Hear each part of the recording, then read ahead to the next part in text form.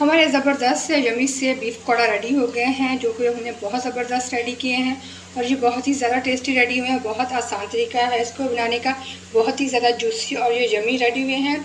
आप इसको रायते के साथ केचप, जो चीज़ भी आपको जो सी चटनी पसंद है उसके साथ बनाएं, उसको एक बार ज़रूर ट्राई करें।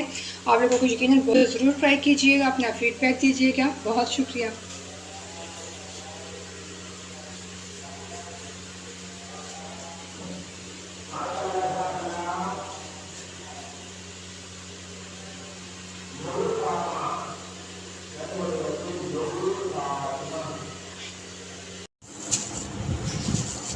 अस्सलाम वालेकुम नाज़रीन, welcome to Saima Niyazi kitchen. आज बहुत ही ज़बरदस्त से बीफ पकौड़ा की रेसिपी शेयर करूँगी। बीफ फ्राई, बीफ बोटी तो आप लोगों ने बहुत ज़्यादा बनाई है और खाई भी होगी, लेकिन बीफ पकौड़ा की रेसिपी पहली बार आप लोग बनाएंगे तो इसको हम रेडी करेंगे बहुत ही ज़बरदस्त, बहुत स्पाइसी, बहुत ही टेस्टी सा। इसके लिए ये मैंने 2 किलो बीफ ले लिया है। ये बोटी वाला गोश्त है, ये हड्डी इसमें नहीं है। इसको आप पहले थोड़ी देर मैरिनेट करने के लिए रखेंगे ताकि इसकी स्मेल भी ख़त्म हो जाए और उसका अच्छा सा टेस्ट भी डेवलप हो जाएगा इससे। यहाँ पे 3 से 4 टेबलस्पून में लेमन जूस डालूंगी इसके ऊपर। 3 से 4 टेबलस्पून ही हम अदरक लहसुन का पेस्ट डाल देंगे और साथ में यहाँ पे मिर्ची ले ली थी मैंने 100 ग्राम, तो इनको मैंने जग में डाल के इसका पेस्ट बना लिया है, जो हम इसको ऐड करेंगे। यहाँ पे डाल दूँगी 5 से 6 टेबलस्पून ये सिरका है फ्रीज़र के अंदर, तो इसके बहुत ज़बरदस्त इसका जो टेक्सचर आएगा, बहुत यम्मी सा जूसी सा रेसिपी होगा। हरी मिर्च का पेस्ट डालने के बाद 1 खाने का चम्मच हम कुटी हुई मिर्च डालेंगे। 2 खाने के चम्मच डाल देंगे सूखी मिर्च पाउडर।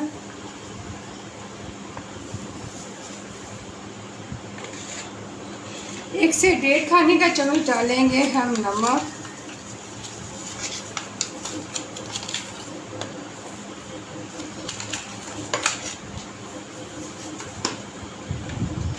एक खाने का चम्मच डालेंगे गरम मसाला।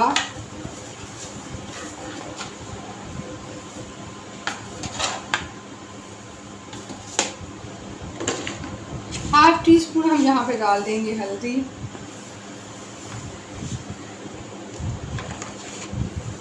इन सारे मसालों को हमने अच्छे से कर लेना है मिक्स।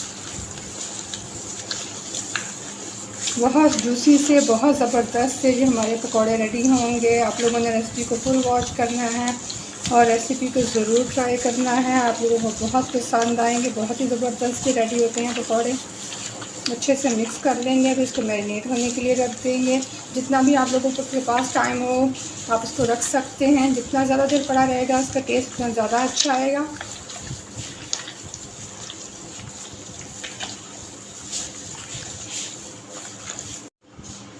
इसको मैंने अच्छे से मिक्स कर लिया है। अब इसको मैं 1 घंटे के लिए मैरिनेट होने के लिए रख दूँगी। बीफ हमारा मैरिनेट हो गया। अब इसको हम डालेंगे कुकर के अंदर। बीफ को कुकर के अंदर डाल के मैंने चूल्हे पे रख दिया है। अब इसके अंदर मैंने पानी ऐड नहीं किया है। बीफ को 2 से 3 मिनट हम बॉईल करेंगे। इसके बाद चेक करेंगे, अगर ज़रूरत हो तो इसके अंदर हम पानी ऐड करेंगे, वरना जो बीफ पानी छोड़ेगा उसके अंदर ही हम इसको वेट लगाएंगे। लगा के तो गला लेंगे बीफ को। बीफ को बॉयल होते हुए 2 से 3 मिनट हो गए हैं। जो अच्छे से बॉयल हो गया है, इसको मैंने अच्छे से मिक्स कर लिया है। मिक्स करने के बाद जैसे कि आप लोगों को नज़र आ रहा होगा कि इसके अंदर पानी है, गोश्त का अपना ही छोड़ा हुआ पानी है। इसके अंदर और पानी मैं नहीं डालूँगी। इसी के साथ 5 से 6 मिनट के लिए मैं वेट लगा दूँगी ताकि हमारा बीफ अच्छे से गल जाए। इसके अंदर हम पानी नहीं चाहिए, बिल्कुल ड्राई गोश्त हमें चाहिए। 6 से 7 मिनट का वेट लगाने के बाद कुकर को मैंने खोल दिया। अब इसके अंदर आप लोगों को पानी नज़र आ रहा है। इस पानी को हमने ड्राई करना है, तो इसको तेज़ आंच पे हम पकाएंगे ताकि पानी जल्दी से ड्राई हो जाए।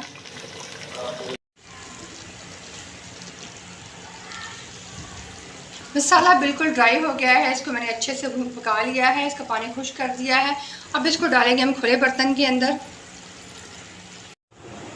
कुकर से निकाल के इसको मैंने खुले बर्तन में डाल दिया है। अभी ये बहुत ज़्यादा गर्म है, तो इसको हम ठंडा होने के लिए छोड़ देंगे। जब ये अच्छे से ठंडा हो जाएगा तो चलेंगे हम इसके नेक्स्ट स्टेप की तरफ और इसके बहुत ही ज़बरदस्त हम पकौड़े रेडी करेंगे। मुझे ठंडा तकरीबन हो गया है। यहाँ पे 1 से 1.5 कप मैं डालूँगी बेसन का।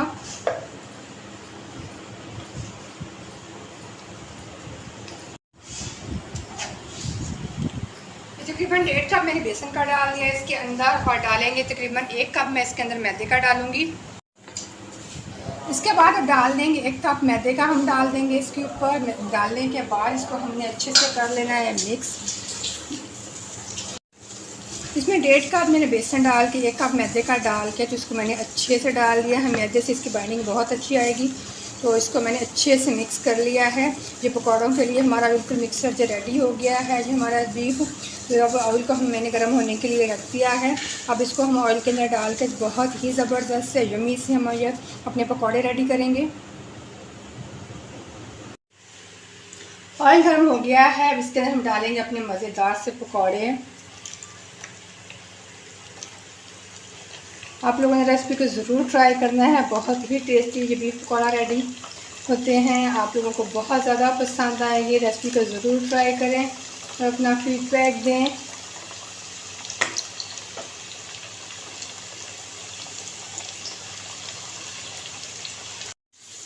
ये सारे पैन में मैंने डाल दिए हैं, इसको मीडियम आंच पे मैं फ्राई कर रही हूँ।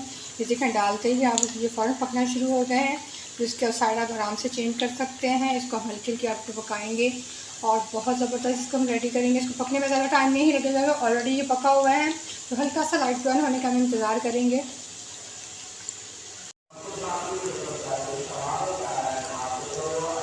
ऑयल को मैंने गर्म होने के लिए रखा हुआ था, ऑयल हमारा गर्म हो गया था, तो इसके अंदर पकौड़े मैंने डालना शुरू कर दिए हैं। बहुत ही ज़बरदस्त से जो हमारे बीफ पकौड़ा रेडी हो रहे हैं। इसके अंदर मैंने मैदे और बेसन का यूज़ किया है, क्योंकि बेसन के बगैर तो पकौड़े बन नहीं सकते। इसको हमने डालना है मीडियम आंच पे, इसको हमने फ्राई करना है। फिर क्योंकि पहले से पका हुआ है तो इसको ज़्यादा पकने में टाइम नहीं लगेगा, बस इसको हमने लाइट ब्राउन तक फ्राई करना है, बहुत ज़्यादा इसको हम फ्राई नहीं करेंगे। सारे पैन में डाल दूँगी मैं पकौड़े। ये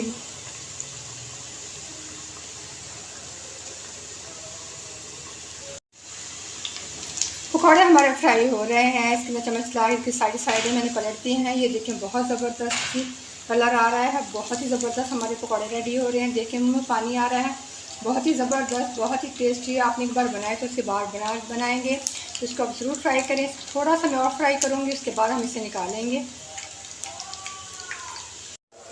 बहुत ही ज़बरदस्त से हमारे पकौड़े फ्राई हो गए हैं। ये देखिए हमारा शानदार सा बीफ पकौड़ा, देखिए मुँह में पानी आ रहा है, तो इसको हम निकाल लेंगे।